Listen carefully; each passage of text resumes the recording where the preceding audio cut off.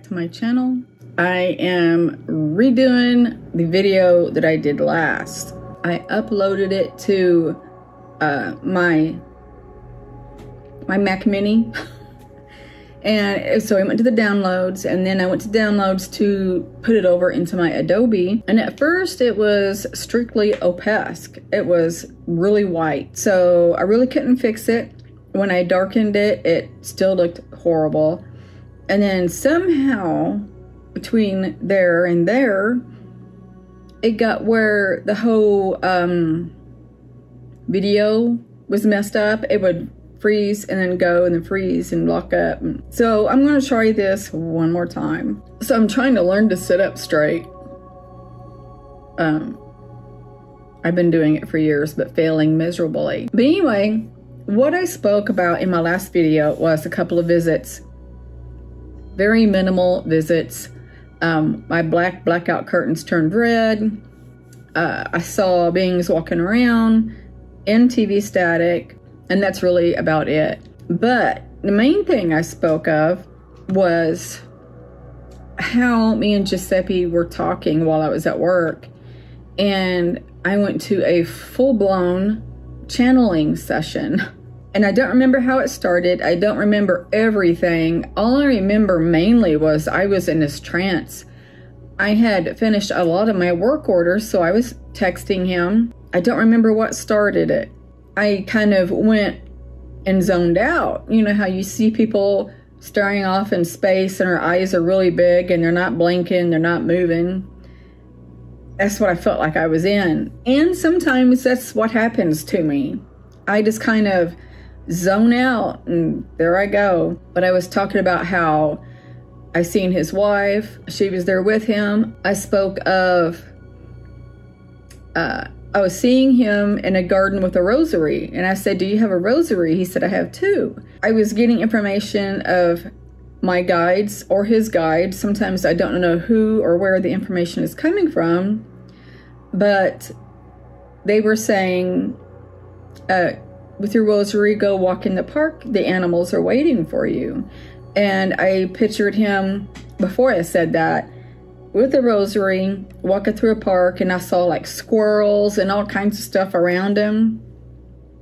And I told him, you know, they're saying you need to go walk in the park, that the animals are waiting for you, and that one of your abilities is that you heal and care for animals. And he said it resonated. And then I started feeling all of these star beings and other beings, because my workplace is full of beings, and I felt surrounded. And of course I told him that. And I don't remember how or what was said. I might have told him, I did see another UFO, by the way. I got a picture of it. And I hope if I remember, I'll talk about it more after this, and then I'll, if I remember, stick a picture of it in here. But so I think I mentioned that I saw UFO. And then he said, probably after that, there's one above you cloaked right now. And that seemed to resonate. And I said, I think it's mine, but my soulmate more or less has it. That's what I feel.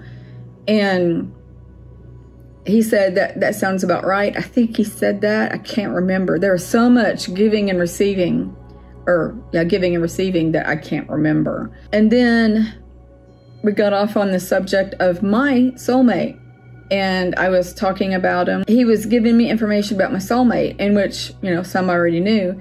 And I'm like, yeah, I think he's Nordic or tall white. I'm not sure, but he's very tall. And he's like, yes. He's very dominant. I can't remember his exact words. But very loving and protective. And I'm like, yes, that is him. And that's why I love dominant men in this life. Very, not controlling, just the protector, the, sorry, more cat hair. The protector, the, you know, watching over, but very loving, caring. And that's who he is. And that's what I've liked in this life until my last husband. But anyway, I confirmed that. And he was like, well, y'all been together for eons. And that was a confirmation. And I say that because I was giving this one guy a hypnosis, and his higher self came forward and was talking about my soulmate. And he said, wow, y'all been together for eons. And I'm like, okay, that was a confirmation, because that's what my soulmate has said. And then there were more exchanging, I can't remember what. And then I saw my soulmate by Giuseppe, and he laid his hand on him, and for gratitude of giving me that confirmation, he ignited something in Giuseppe. And Giuseppe, I'm sorry if I get it wrong, but I want to say that Giuseppe said it was for self-assurance, something like that. Then more information came to me that we both needed the confirmations of this exchange. And this whole time I'm talking to him, knowing that there was so much of an exchange, I was feeling all this love that we don't feel here. And it is tremendous. And it's at a level that you don't know here on earth. It's at a level where, oh my God, I feel so loved. But here, if you said that to somebody, they would think that you're full of yourself. But I was feeling all this love, and I'm working. I have these tears coming in my eyes because it's overwhelming, pleasantly though. And I'm sitting there really hard, trying not to let the tears fall. And it was like that for about 30 minutes. And finally I had to tell Giuseppe, okay, I need to go. I've got to suck up all these tears and solidify my emotions and get back to work. And I apologize that sometimes I don't remember everything that I channel. And I remember some things that he said, but not all. And I assume that's for a reason also. If I sit and think about it all the time, that might not be a good place for me to be. Meaning, I'm going to be wishing I was there and not here, in which I already do. It's too late. I will say, without a doubt, that kind of love is so pure that we as humans here don't even know how to love in that way. I think at one time we did, but between the angers of Earth, not from Earth, but on Earth, the mistreatments of people, and so on, we have forgot how to love with pure love.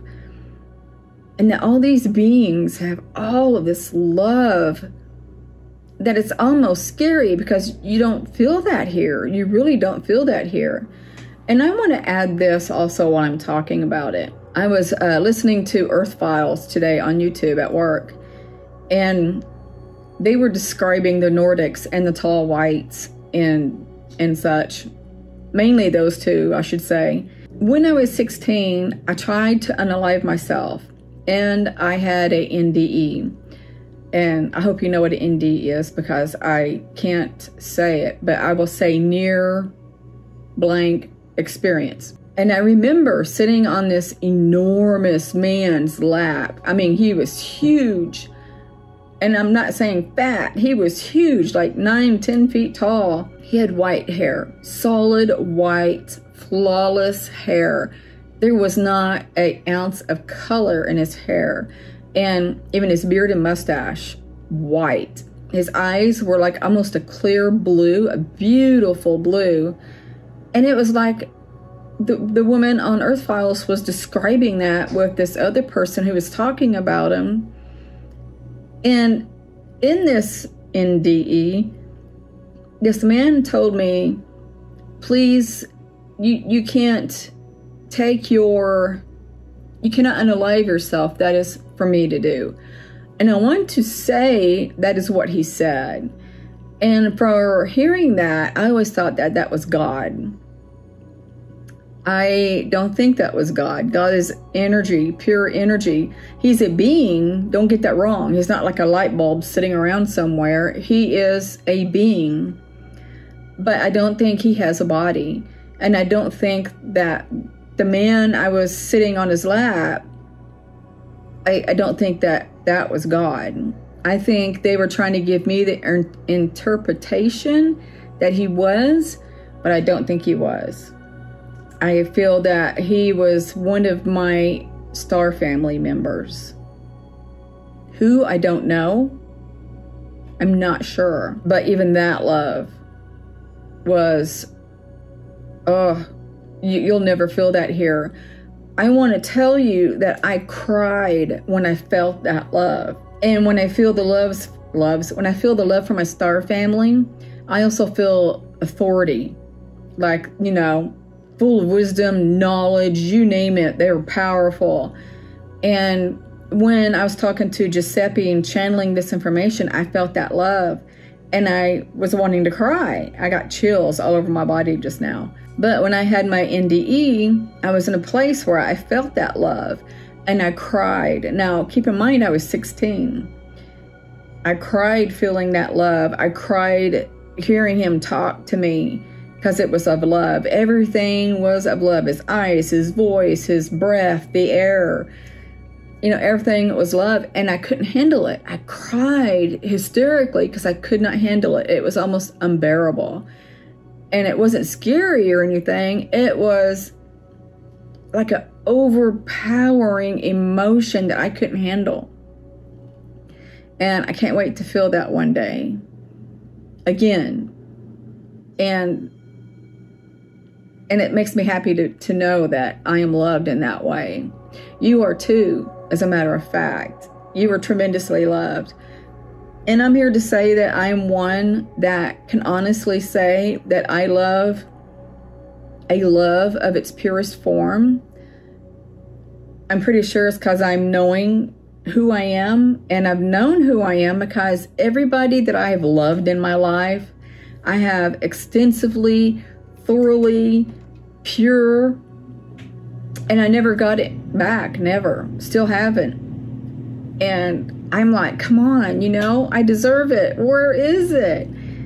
But one day it'll happen because I'm not the only one here. There's got to be somebody else out here who's got that pure form of love. Maybe I'll never find that person. Maybe they're off somewhere else and doing their thing like I am, and we just won't cross paths, and that is okay. I'm here spreading my love to everybody, and that's what matters. I got a comment from a coworker today because today was my last day in my old position. Monday, I start in my new. And she told me, I'm going to miss you because you were the office's ray of sunshine. And that almost made me cry. And I was one and have been in this position for a year and a half, saying good morning to everybody with a smile every single morning to more than one person. I was sure of saying thank you and please to everybody and being pleasant and helping people, and that's the way it should be. And for her to say that to me, I'm like, well, my job here was done then. And wherever else I go, I'm like that. I've always been like that. Why be grumpy butt? And even though you're having a bad day, why go around telling people about it? You know, if you need help by talking to somebody, then approach your friend and say, hey, I need to talk to you. But your coworkers, sometimes that's not the appropriate thing to do. That's my information for today about my channeling for Giuseppe and such. I can't wait to get out in the world and help other people like I did Giuseppe a couple of days ago. And he helped me too. I keep saying that, but he did. He helped me quite a bit also. Giuseppe also said that my soulmate talks to me. And I truly believe that. I really do. A part of me, I guess, refuses to hear him. I don't know. I feel like I know he does, but I don't know what he says. And I don't know why. I don't know why I'm holding my head that way. I kind of know because I have a neck injury, and I think sometimes I hold it that way because it is less painful. I don't know. So I'm going to end this here. I'm going to upload this video in hopes that it comes out better than the last. Yeah. I love you guys tremendously, and I'm going to send each and every one of you love, light, and peace. Bye.